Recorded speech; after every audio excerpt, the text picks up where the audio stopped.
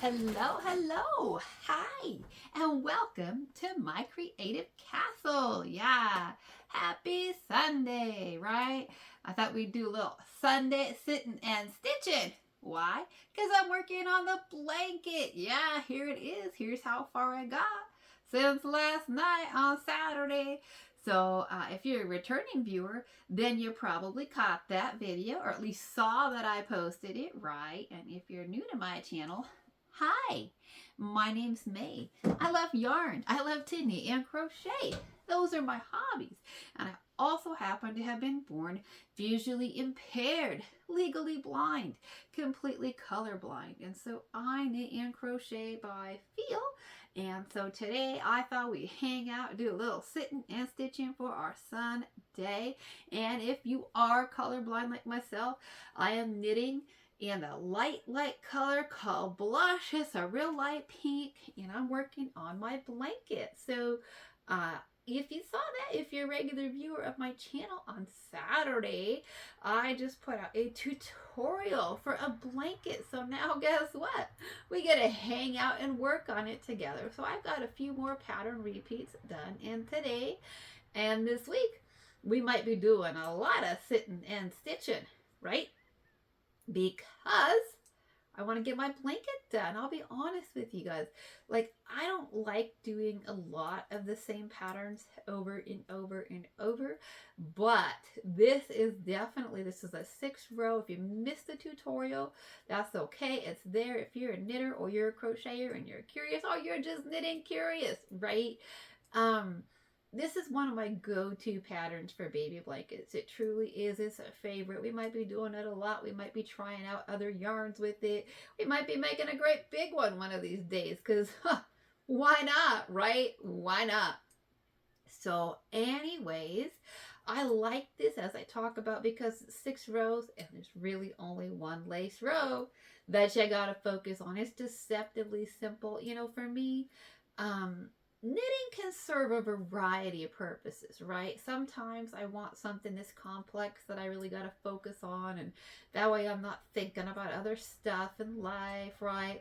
But other times I'm tired and I want to watch something or listen to a podcast or, whatever. And so then I want something that I can kind of do just like, mindlessly, right? Like just sit and stitch and not have to pay attention to anything or else, right? Just knit. Just let my fingers do the knitting while my mind kind of wanders, and my mind wanders to all kinds of things, right? Or I'm focused on what I'm listening to because I'm trying to learn something, and so I want to listen to that, and then so I don't want to have to necessarily pay attention to what my hands are doing. I just want my fingers to do the knitting, and I want to be learning. So is that too much light for you all? I can never really tell. Lighting, we talk about this, right? Lighting is so difficult for me to manage. It really is. I never know what's too bright, what's not bright enough for sighted people.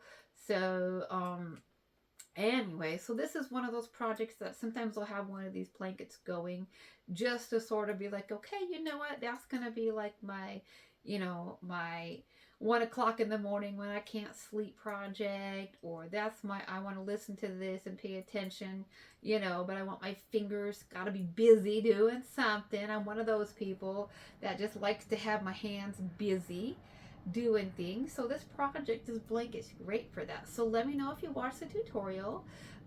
Let me know if you're making the blanket. Are you making the blanket? Did you like the tutorial? Was it helpful? Could you follow it? Let me know those things. Yeah, and if you're making it, let me know. What yarn are you using? I'd love to know.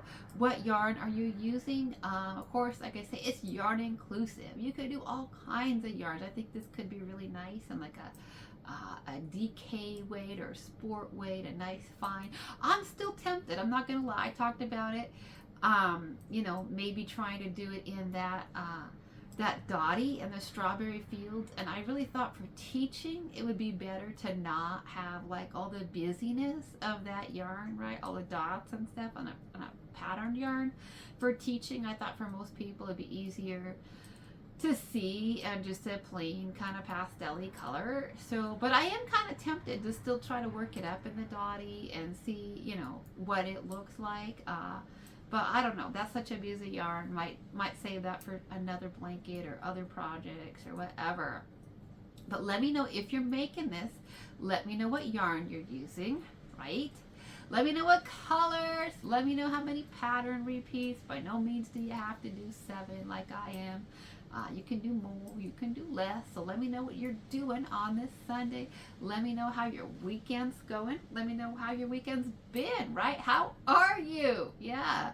I've been doing some tidying up around the house, right here on the bed. I did move some of that dotty yarn off the bed. I really did want to work with it some more. I did, because it's so soft, right? So I really did want to work with it some more, but I keep having to say to myself, me, there's other yarns in the house, right? When I find one that I just love the texture of like that, you know, sometimes I struggle to let go of it and to move on to other yarns. So I just took it off the bed so that I wouldn't be tempted to keep playing with it and keep touching it and all that. So, anyway, but of course I did move the pageant back onto the bed, right? The pageant, because that's kind of calling my name too. Yeah, it's kind of like, work with me, right? Touch me, work with me, make me into something. It's kind of talking to me, right? So, yeah. I hope this lighting is okay. I don't know. I wonder if I should pause the camera and make sure that the lighting's okay.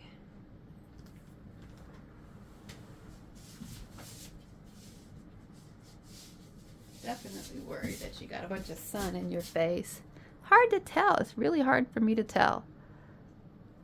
I think we're just gonna go with it. I hope not. Nobody has said anything to me about the visuals, so we're just gonna roll with it, right? I can't tell. I can never tell. Even when I just got up, I tried to actually look at the camera on the screen on my phone to see if I can see what you all are seeing. I don't know. I can't tell. Sometimes I can't tell till I post it on YouTube and I really try to look at it and I'm like, is it really dark in there? Is it really light? Is there sun coming in at the wrong angle? It's tricky for me. So anyways, I did do some tidying up, did a little cleaning around the place this weekend. You know, half my cleaning is rearranging my yarn, right? Touching my yarn some more. Being what do I want to work on next, right? And trying to keep this space a little bit tidy, maybe a little bit. So let me know what your weekend's like. Let me know if you're traveling. Let me know if you're doing something fun, right? If you watched my blanket tutorial, something I want to talk to y'all about is that, you know what, if you're watching that and you're a knitter or you're thinking about learning to knit and you've watched other people's, knitting videos, right, you might notice that I do knit differently than other people, right? So most people knit either English or continental, right? So which hand is your yarn in? And I believe that I probably mostly, because my yarn, I manipulate my working yarn with my left hand, and so that would be considered continental. But at the same time, I don't pick. Most people who knit continental have their yarn tensioned and then they're able to pick that yarn with their working needle, right? Well, I can't do that. No matter how much tight tension I get on my yarn, I just can't quite seem to locate that yarn with my needle. And so I knit continental with my left hand for manipulating the yarn, but I throw, which is different. A lot of people don't. I don't know anybody else who knits that way, and it's it's just how I do it because it works for me. So but if you are watching my videos and you do think, she knits differently, well, I do. I knit differently because I just do what works for me, right?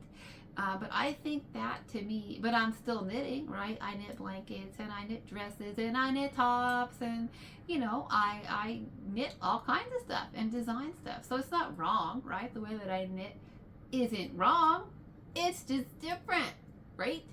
So that's kind of what I want to talk about today. Like if you're struggling, whether it's knitting or crochet, or really anything in life, right? If you're struggling with anything to try to get it and to try to understand it, we get frustrated when we're trying. I still do when I'm learning to crochet and I can't get something and I've had to restart it like 4 times. Like I get frustrated and then I'm like, I gotta find another way, right? We'll be talking about that pretty soon in one of my Finish Your Friday projects, in a project that I just finished, and I'm like, that's not working for me. And so I was like, I gotta find another way to do that. And so don't be afraid to do that. If you have, whether it's anything in life, like I make other videos sometimes on my channel on different topics like cooking and different things, because I want people to know that, I do things differently than other people, and that's okay. And if you have a visual impairment or you're having vision changes and you do things differently, that's okay. If you're trying, right? If you're trying in life and and you're getting things done in your own way, it's okay. I know sometimes it's hard to be different. Like I don't mind being different now that I'm, an adult. But, there were times in my life when it was hard to be different than everybody else. But I kind of wanted to talk to people about that because something that really helped me when I was a teenager, I'm totally going to date myself here, but which I told you, I'm 47, right? I don't hide from that. Born in 1978. So I am what would be considered like the tail end of Gen X, and I love that, right? Some people that are like, oh, you might be a millennial, and some people my age do consider themselves millennials. I consider myself a Gen Xer right at the end. I think that I, relate more to them. That said, I definitely do have some traits of millennials. I'm kind of a nice combo. I want to say I got the best of both. I don't know what other people say about that, but I definitely have some like Gen Xer traits and I have some millennial traits, right? So anyways, so I grew up as a child in the 1980s, and I grew up in a small town, and there really wasn't other there was like a family of visually impaired people, but the parents were older, they were retired, and then they had a son who was visually impaired like me because he had a different condition. And his is the opposite. His is like most people, where he could see really well in the day, and then he had night blindness, right, which I'm the opposite of most people, where I see at night, and then visually impaired, can't see in the daylight. So anyways, but he was older than me by several years, so we didn't go to school together, and so I was like, the only visually impaired person in school, and so I often felt really different because I couldn't see what was happening. I had to do things differently than anybody else. Well, growing up in the 80s, right, music, I love music. I love to sing. I wish I could sing a lot more here on YouTube, right? But YouTube's got really strict copyright, okay? And so you can't just sing. And I get it. Like if I wrote a song, right, I wouldn't necessarily want somebody else singing my work unless I got some kind of royalties or something like that. So I get it. We got to respect people's creative process and their hard work, right? As somebody who designs my own knitting and crochet, like I get like being an artist, whether it's designing a skirt or whatever, you put time into that, and so you don't want anybody else to take credit. Of course I want people to work my projects, and I want them to be creative with them, but at the same time, you want people to give you credit, just like I try to give other designers credit on my page and say, hey, I got this from Crystal, or I got this, like my granny squares, I got that from Jada and Stitches. Like we got to give credit, right, to people.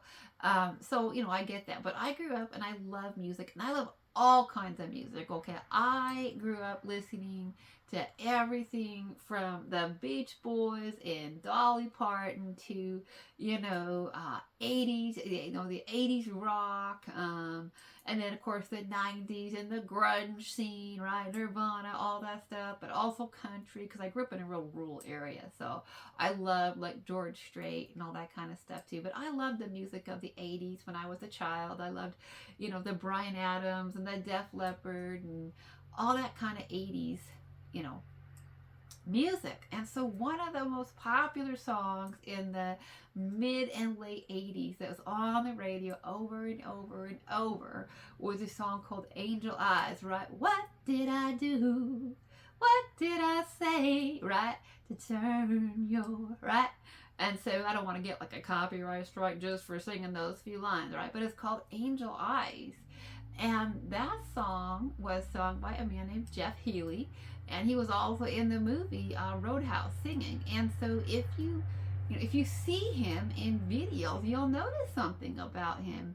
He plays his guitar. Most people play the guitar, right? The guitar's got the strings, right? And then it's got like this big flat piece on the back of the guitar.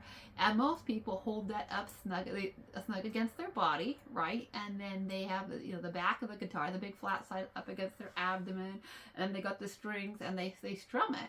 Well, Jeff Healey was blind. And so and his parents, he had an interest in music. So his parents just like gave him a guitar when he was pretty little. I think he was only like 2 or 3 or 4 or something, just little. And his parents just gave him a guitar and sort of left him with it, like here, it was a toy that kept him busy, for hours. He sit in his room and play. And he was an amazing, amazing musician. He was a jazz musician. He played blues and rock and all that. But Angel Eyes, I think, was by far his most popular song that was on the radio all the time. And so I heard it on the radio, but I didn't watch MTV. I don't remember when MTV came around. It might have been around in the late 80s. I think that it was, but we certainly did not get it, okay? We had like the, 2, 4, 6, and 7, okay? We had like, the 4 channels when I was growing up. So I think MTV was there, but we didn't have it. So I didn't watch him play. But something that I learned later on was that because his parents, he didn't get guitar lessons, right? He just was a little guy and his guitar kept him busy in his room. And so he was self-taught. He would hear things and then he would just play his guitar. And so nobody sat him down and said to him, this is how you hold your guitar. Nobody said that to him. Because he just did it his own way. And so he sat down on the floor, kind of probably like how I am, with his legs out, or maybe his legs crossed. I don't know. I wasn't there, right? But he'd sit there and he would, lay his guitar flat down on his lap and play it sitting down so that the flat side was along his legs, and he would strum up instead of, with his body vertically. And so if you look him up on the internet, he's passed away, the same cancer that he lost his eyes to returned, and he got cancer and he died. But sad, really sad. He was such a talented musician, and he was only like 41 or something. He was in his 40s when he passed away. But but nobody told him how to hold his guitar.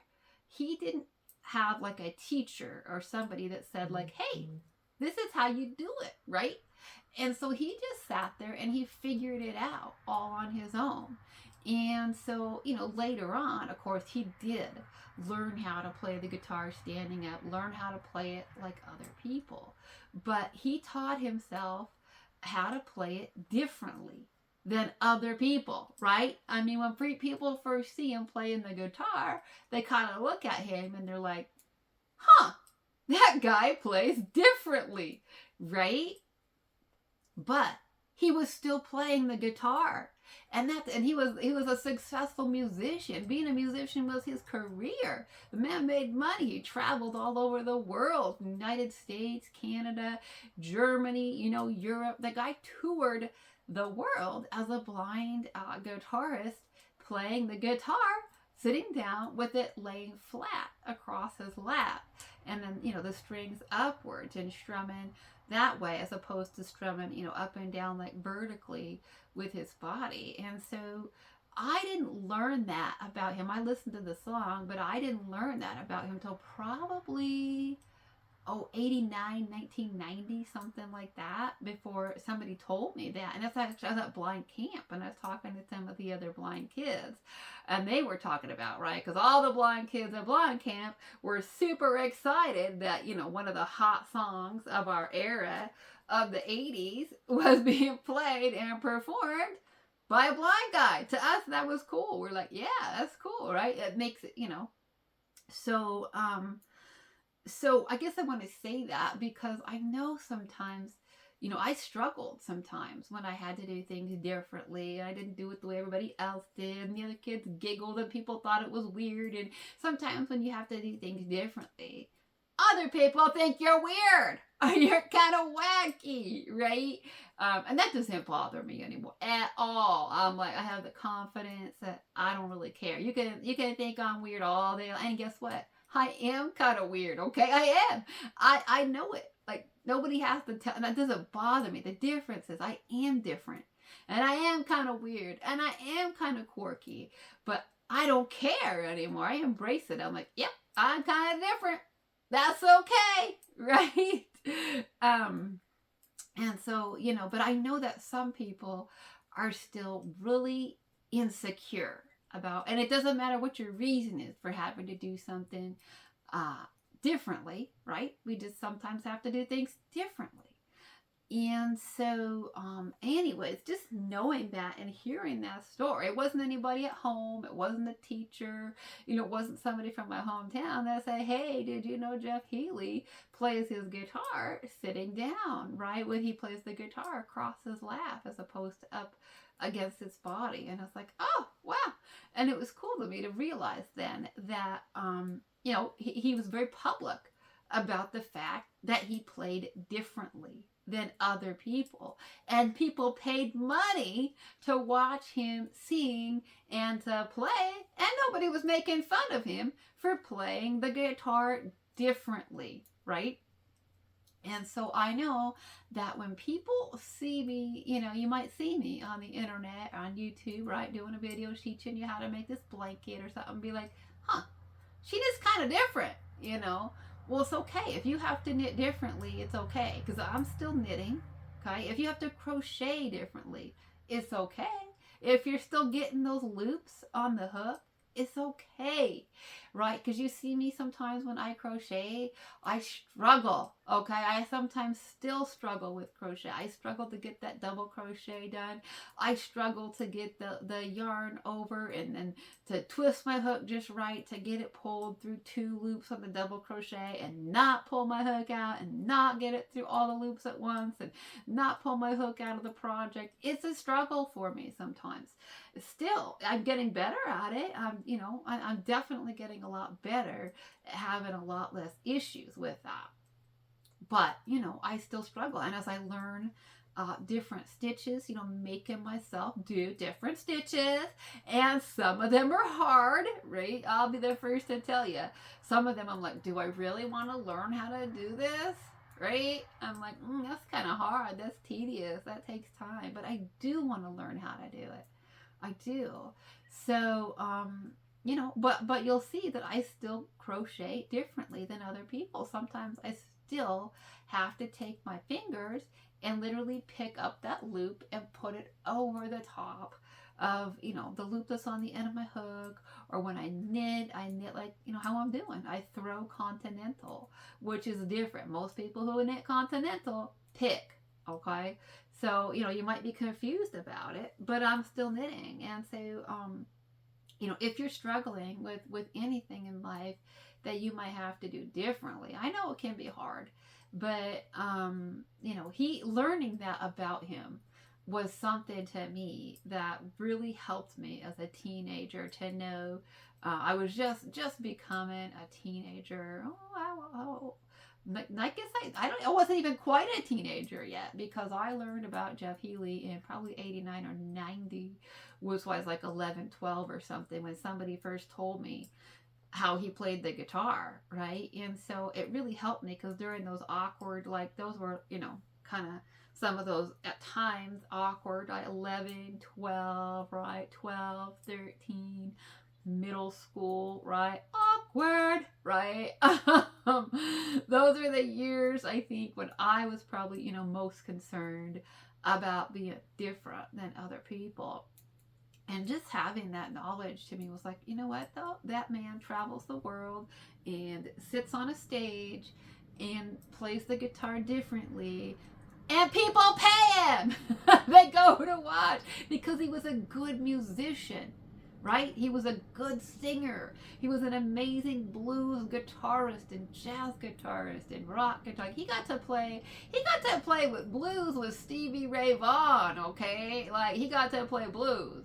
And so, people like quickly got over and moved on and didn't care that he sat down and played his guitar in a different direction, in a different manner than everybody else. And so, if that's you out there, if you're like, I can't knit, or I'm struggling to knit because I got this injury, or, something wrong with my arm or my elbow or my whatever, it's okay, right? Find a way to do it.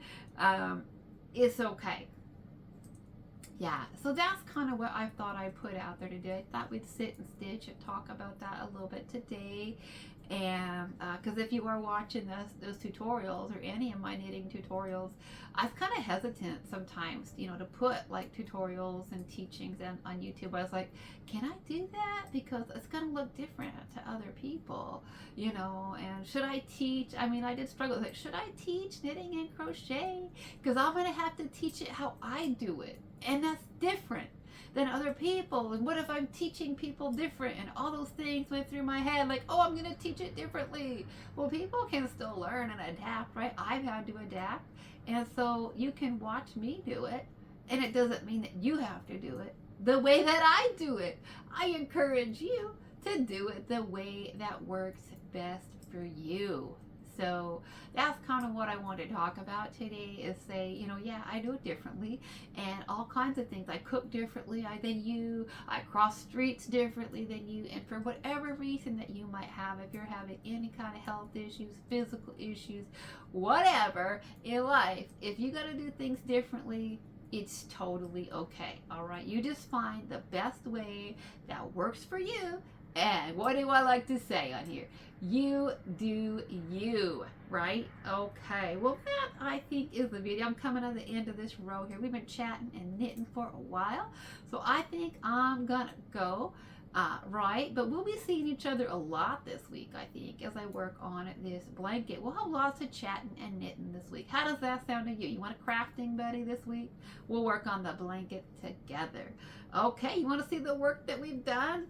We just did our 3 knit rows. If you follow this pattern, there's 3 knit rows in a row. Rows 5, 6, and 1 are all knit, knit, knit.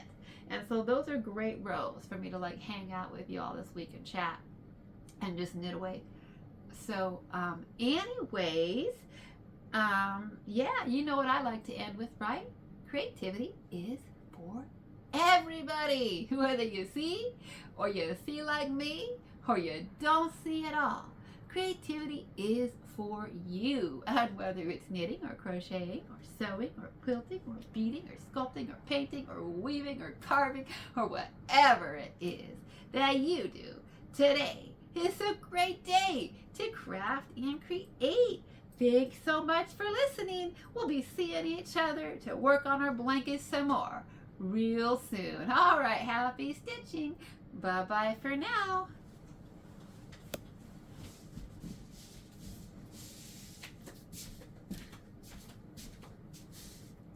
Oh my goodness.